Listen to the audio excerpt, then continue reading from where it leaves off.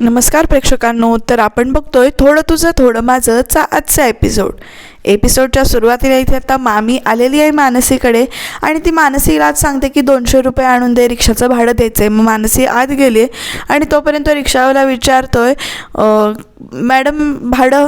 तर तो मामी म्हणते भेजा आहे. तर लगेच रिक्षावाला म्हणतो की हो आहे की.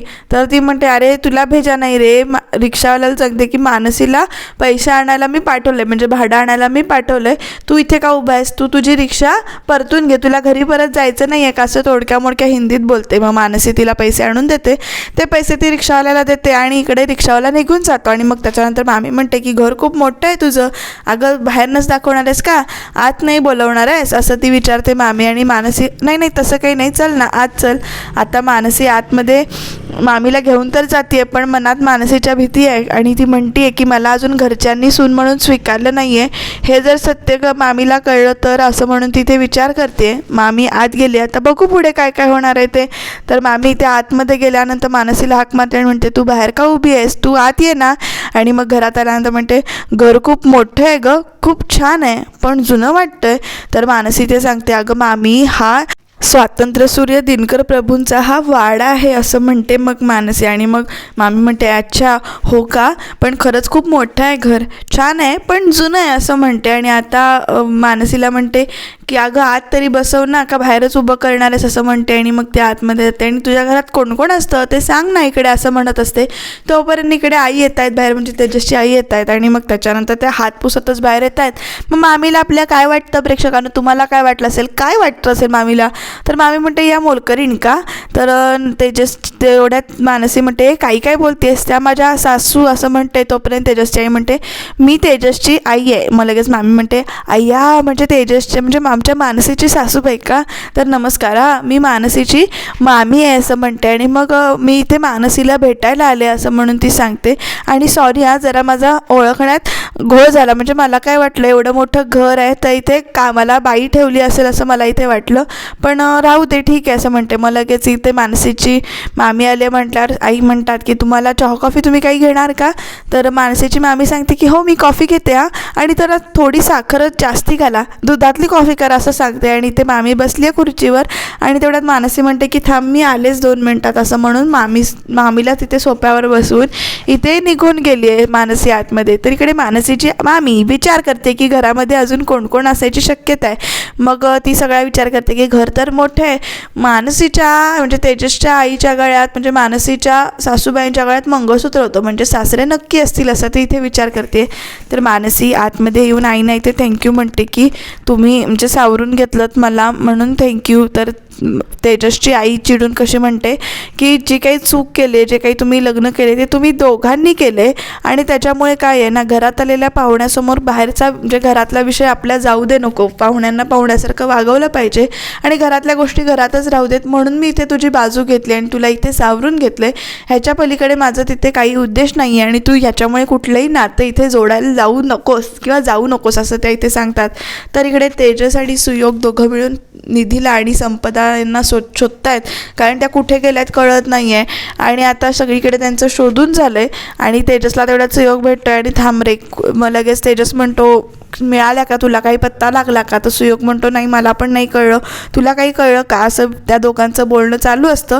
तोपर्यंत इकडे तेजसचा फोन वाजतो आणि तेजस इथे फोन उचलतो. तर मामा इथे तेजसला फोन करून सांगतायत की तुम्ही काळजी करू नका, निधी आणि संपदा दोघीजणी ठीक आहेत, मी त्यांना खोली दिली बघून त्या खोली तिथे राहिल्या आहेत असं तेजसला इथे मामा सांगतात. आणि मग पण त्या माझा फोन का उचलत नाही आहेत असं म्हणून इथे तेजस विचारतो. तर मामा म्हणतो की तेजस तुमचा फोन निधी किंवा संपदा उचलणार नाहीत, तुम्ही तुमच्या घरातले जे काही प्रॉब्लेम्स आहेत ते आधी सोडवा, म्हणजे तुमचं जे काही नातं आहे ते आधी घरच्यांना पटवून द्या आणि मग त्याच्यानंतर इथे संपदा मानसीला इथे भेटायला येईल आणि तुम्ही काही काळजी करू नका आणि ती तेव्हाच तुमचा इथे फोन उचलेल, तोपर्यंत कदाचित तुमचा फोनसुद्धा उचलला नाही असं मामा इथे सांगतायत. मग सुयोग विचारतो इथे अरे काय झालं, काय बोलले, कोणाचा फोन होता. तर तेजस सांगतो की निधीच्या मामांचा फोन होता, म्हणजे मानसीच्या मामाचा फोन होता. निधी आणि संपदा एकत्र राहिल्या आहेत, तिथे व्यवस्थित राहिल्या आहेत, त्यांनी खोली बघून दिले आणि त्या आता एवढ्यात काही घरी येणार नाही आहेत असं त्यांनी सांगितले. तर तोपर्यंत इकडे तेजस म्हणतो की त्यांना माहिती आहे, तेजस म्हणतो की आधी मी मानसीला सांगतो फोन करून, मिस लकी चार्मला फोन करून सांगतो. आणि मग त्यांना फोन केल्यानंतर मग इकडे तेजस सांगतो की मामाचा फोन आला होता मिस लकी चार्म, आणि तुम्ही काही काळजी करू नका, आई आणि निधी व्यवस्थित आहेत, सुखरूप आहेत त्या, आणि त्यांनी तुम्हाला काळजी घ्यायला सांगितले, असं तेजस इथे मानसीला निरोप देतो. मग सुयोग म्हणतो की झालं ना आता सगळं ओके, चल थोडं काहीतरी गार पिऊया, कारण असं गरम झाल्याचं वाटत असतं त्याला, कारण फिरत आहेत ना सगळीकडे. तर तेवढ्या तेजस म्हणतो की गरम नको, गार नको, गरम पिऊया. आणि मग सुयोग म्हणतो आत्ता ह्या वेळेला. तर आता इकडे मामीला प्रश्नच पडला आहे, अजून कोण कोण असावेत घरात. आता सासरे आहेत हे तर कळलं, अजून कोण असण्याची शक्यता आहे. तोपर्यंत इकडे सूरज येतो, वहिनी काम केलं आहे मी, तुमचं 50 रुपये द्या, वहिनी काम केलं आहे मी, तुमचं 50 रुपये द्या. आणि वहिनी मग मामीकडे म्हणतो मामी म्हणते मी नाही, तुम्ही नाही हो, आमच्या गायत्री वहिनी असं म्हणतो. आणि सूरजचा एकंदरीत अवतार बघून इकडे मामीला काय वाटतंय बरं प्रेक्षकांनो, तर तिला वाटतंय की हा घरातला गडी माणूसच असावा, असा ती इथे विचार करते. आणि मग ती म्हणते काय प्रत्येक कामाचे 50-50 रुपये कशाला घेतात, त्यापेक्षा एकदम पगारच घ्या ना. तर सूरज म्हणतो मी नाही, नोकरी नाही करत इथे या घरात, पण मी पडेल ती कामं करतो, असं म्हणून तो सांगतो. मग लगेच ती मामी म्हणते इथे ना कचरा पडला आहे, तो जरासा काढून घ्या, माझ्या पायाला जरासा केर लागला, आणि तुम्ही असं उगेच 50 रुपये घेताय काय, जरा कचरा काढा असं सांगितलं. सूरज म्हणतो हो मी मग मामी म्हणते अहो गडी माणूस आहे ना तुम्ही या घरातले, मग तुम्हीच काम करणार नाही तर कोण करणार. आणि तेवढ्यात सूरज हो मी नाही. तोपर्यंत इकडे तात्या बाहेर आलेत आणि ते म्हणतात की सूरज काय झालं, तुझा आवाज का ओढा वाढलाय, काय केलंयस तू. तर मामी इथे उठून बसते आणि नमस्कार करते आणि म्हणते की मी मानसीची मामी आहे, तुम्ही कोण, म्हणजे तुम्ही बहुतेक मानसीचे सासरे ना. ते काय आहे ना, मग अशी मानसी इथे आली, खरं तिने ना कोणाची ओळखच करून दिली नाही, ती लगेच इथे आतमध्ये गेली. काय आहे आमची मानसी, तिनं साधी ओळख तरी करून द्यायची ना सगळ्यांची. तर इकडे तेजसचे म्हणजे तात्या सांगतात की मी तात्या आहे. आणि मग त्याच्यानंतर सूरजला विचारतात की तू काय केलंस. तर अहो काय नाही, तुम्ही म्हणजे हे गडी माणसाने ना घरातला केरच काढलेला नाही आहे.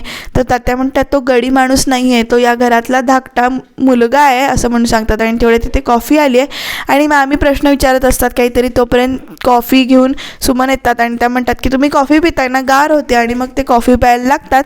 तो आता गडी माणूस नाही मुलगा आहे असं म्हटल्यानंतर ती मामी म्हणते नाही, मला चेहऱ्यावरून आणि एकंदरीत अवतारावरून वाटलं की ते तुमच्या घरातले गडीच आहेत, नोकरच आहेत. मग असे काय झालं, यांना मी चुकून मोलकरीण म्हटलं आणि आता यांना म्हटलं तर सॉरी हां, मला असं वाटलं होतं की आमची मानसी राणीसारखं राहील, कारण संपतरावांची म्हणजे हिच्या बाबांची अशी इच्छा होती ना की त्यांना खानदानी घर पाहिजे होतं, श्रीमंती पाहिजे होती, खानदानी घर. अहो आमच्या मानसीला ना साधं जमिनीवर झोपायची सवय नाही आहे, तिचे खूप लाड करत होते संपतराव तिथे घरामध्ये असताना, ते असते होते तेव्हा.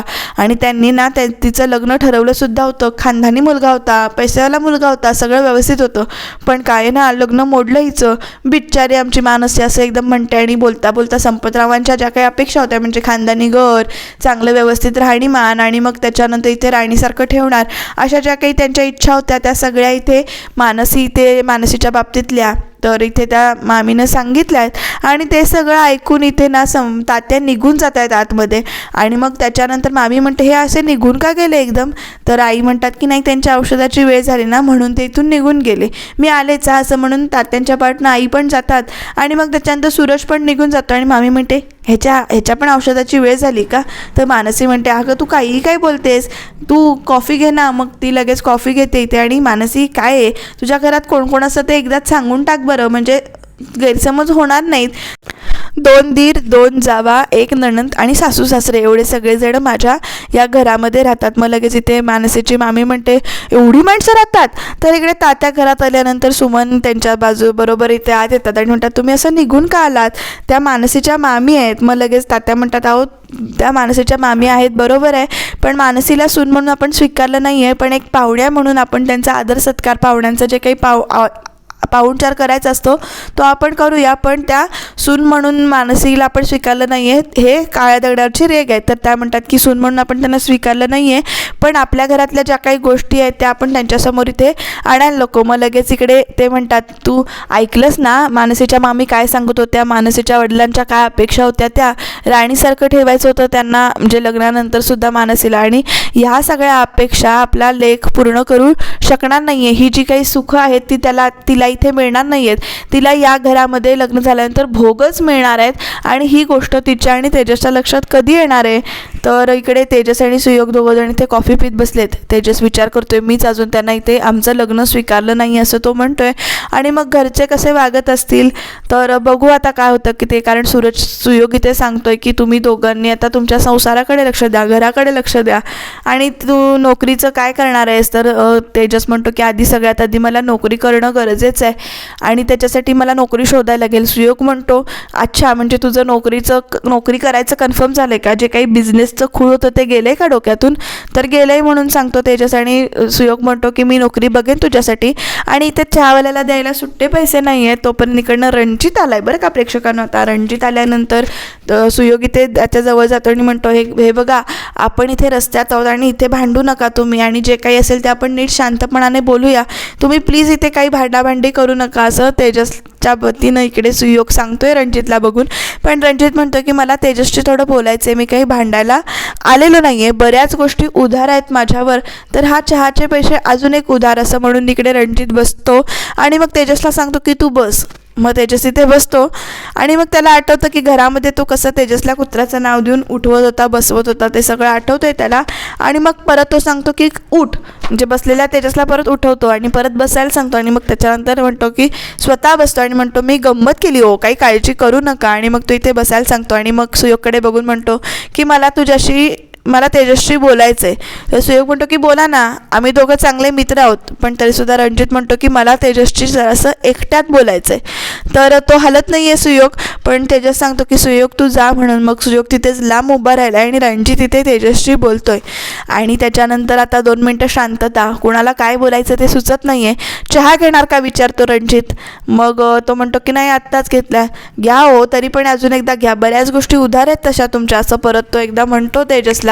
आणि मग त्या 2 स्पेशल चहा द्या असं चहावाल्या काकांना सांगतो. तोपर्यंत चहावाले काका चहा तयार करून देतात आणि रणजितच्या पायाला लागलं आहे त्याच्यामुळे तो तेजसकडे बघत राहतो आणि तेजस इथे 2 ग्लास उचलून देतो आणि मग म्हणतो मला काय बोलू ते समजत नाही आहे. जो काही प्रकार घडला किंवा जे काही घडलं त्यामध्ये माझी चूक आहे का मानसीची चूक आहे, तर दोघांची पण आमच्या कुणाची चूक नाही आहे. त्यावेळी परिस्थिती तशी आली की आम्हाला ते लग्न असं तो म्हणतो आणि दोघं इथे बोलत आहेत. तेजस इथे माफी मागतो, मी केलं आहे त्या प्रकाराचे किंवा मी तुमची फसवणूक केली आहे, झालं गेलं जे काही झालं त्याबद्दल मला माफ करा असं तेजस इथे माफी मागतोय रणजितची. आणि रणजित म्हणतो की तुम्ही जे काही केलं त्याच्याबद्दल माझ्या मनात तुमच्याबद्दल अजिबात राग नाही असं म्हणतो आणि तुम्ही त्याच्या आधी माझे खूप चांगले मित्र आहात. हा चहा आपण पहिल्यांदा तिघांनी एकत्रच प्यायला असं तो सांगतो इथे रणजित तेजसला. आणि त्याच्यानंतर म्हणतो की जे काही झालं ते झालं, आपण चांगले मित्र असू द्या, राहू द्या असं मला वाटतं. आणि तो इथे मैत्रीचा हात तेजस पुढे करतोय रणजित. आता ही मैत्री रणजितची तेजस स्वीकारेल का नवीन काही घोळ घालेल बघू काय होतंय ते. तोपर्यंत इकडे आता मानसीची ओटी भरण्यासाठी मामी इथे उठली आहे, मानसीला ताट वगैरे आणायला सांगते आणि इकडे पीस आणि नारळ वगैरे इथे काढून ठेवते. आता बघू मानसीची ओटी भरली जाते का ते. मग मानसी म्हणते की काय मामी कशाला हे सगळं, तर तू काही आम्हाला लग्नाला बोलवलं नाहीस, एवढं मोठं घर आहे, इतकी माणसं आहेत, पण तू काय आम्हाला दोघांना सुद्धा लग्नाला बोलवलं नाहीस. पण एक माहेरची व्यक्ती म्हणून किंवा माहेरचं म्हणून मी तुझी इथे ओटी भरूच शकते असं म्हणून तिथे मानसीला मामी इथे खाली बसवते आणि तिची ओटी इथे काढते. सुनंदा मगाशी तात्यांना म्हटल्या होत्या की मानसीचे नातेवाईक आहेत, ती कशी आहे ते बघायला ते येणारच, त्यामुळे आपण त्यांच्याशी चांगलंच वागलं पाहिजे असं त्यांनी इथे सांगितलं होतं. तर आता इथे मानसीची मामी इकडे ओटी भरते मानसीची आणि तेवढ्यात इकडे गायत्रीने एंट्री घेतली बरं का प्रेक्षकांनो. आता गायत्री मानसीच्या मामीचा अपमान करेल की आणखीन काही नवीन नाटक होईल, कारण इथे आल्या आल्या मानसीच्या जी ओटी भरत असते मानसीची मामी, ती ओटी गायत्रीने इथे उडवून लावली आहे आणि मानसीसुद्धा 2 मिनटं शॉक झाले की नेमकं काय झालं तिला कळत नाही आहे. ओटी उडवून लावल्यामुळे ते दोघीजणी अशा गायत्रीकडे बघतायत. तर प्रेक्षकांना उद्याच्या भागामध्ये सुमन मानसीला इथे ओरडतायत की तुला सून म्हणून स्वीकारलेलं नाही आणि तू पूजा करू नकोस वगैरे. आणि त्यानंतर इथे मानसीला गायत्री डिवसते, पण गायत्रीच्या डिवसण्यावर मानसीने इथे निर्णय घेतला आहे आणि तो निर्णय त्या फळ्यावर तिने लिहिला आहे, मी कधीच या घरातून निघून जाणार नाही आणि सगळ्यांना प्रेमाने जिंकून दाखवेन. आणि मग आता स्पर्धा चालू होणार आहे गायत्री आणि मानसीची. बघूया पुढे काय काय होतंय. त्याच्यासाठी सबस्क्राईब